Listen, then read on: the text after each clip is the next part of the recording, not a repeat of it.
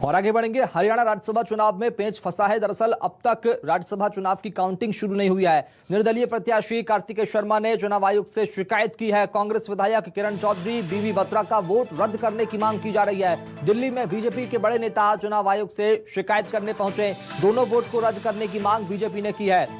हरियाणा राज्यसभा चुनाव में पेंच फंस गया है। दरअसल अब वोट रद्द करने की मांग, दो विधायकों के वोट रद्द करने की मांग यहां पर की जा रही है। बीजेपी के नेता दिल्ली पहुंचे केंद्रीय चुनाव आयोग से बातचीत करने के लिए, शिकायत करने के लिए, और कार्तिकेय शर्मा ने चुनाव आयोग से इसकी शिकायत की है। इधर बीजेपी के नेता भी दिल्ली में पहुंचे हैं। मुख्तार अब्बास नकवी, गजेंद्र सिंह शेखावत समेत तमाम बीजेपी के नेता दिल्ली पहुंचे शिकायत करने के लिए।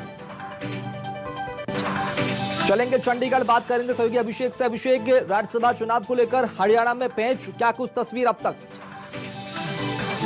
देखिए, हरियाणा चुनाव में पूरी तरह से खलबली मच चुकी है, क्योंकि हरियाणा जो चुनाव थे, चुनाव में दो सीट पे थे, जिसके बाद जो आपको बता दें कि कार्तिकेय शर्मा थे। कार्तिकेय शर्मा ने चुनाव आयोग चुनाव से यह शिकायत की है कि जो विधायक किरण चौधरी और सुभाष बत्रा है, उनकी जो वोट है उसे रद्द की जाए, क्योंकि उन्होंने चुनाव आयोग से कहा है कि इन्होंने अपनी वोट को पोलिंग एजेंट और अन्य जो कार्यकर्ता थे उन्हें दिखाई दी अपनी वोट, जिसको लेकर उन्होंने कहा है कि इनकी जो दो वोट हैं वो रद्द की जाए। और उसके साथ ही सूत्रों के हवाले से ये भी खबर मिल रही है कि जो भाजपा के कार्यकर्ता, भाजपा के जो बड़े लीडर हैं, वो दिल्ली में चुनाव आयोग के साथ बैठक करेंगे और इन्हीं दो जो वोट है उन्हें रद्द करने की सिफारिश करेंगे।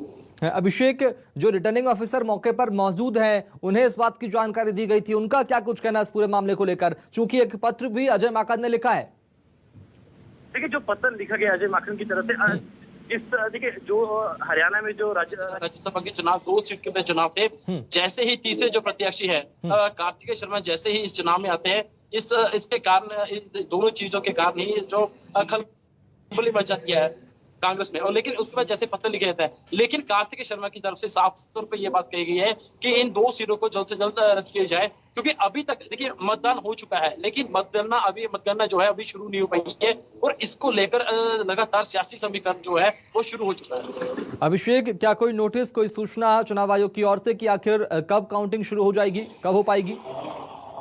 देखिए, फिलहाल अभी तक कुछ नहीं बचा रहा है, लेकिन कहा जा रहा है तकरीबन 1 से आधे घंटे के बीच में जो मतगणना है वो शुरू की जाएगी दोबारा। ठीक है, बहुत शुक्रिया अभिषेक, खबर को विस्तार से बताने के लिए, बातचीत करने के लिए।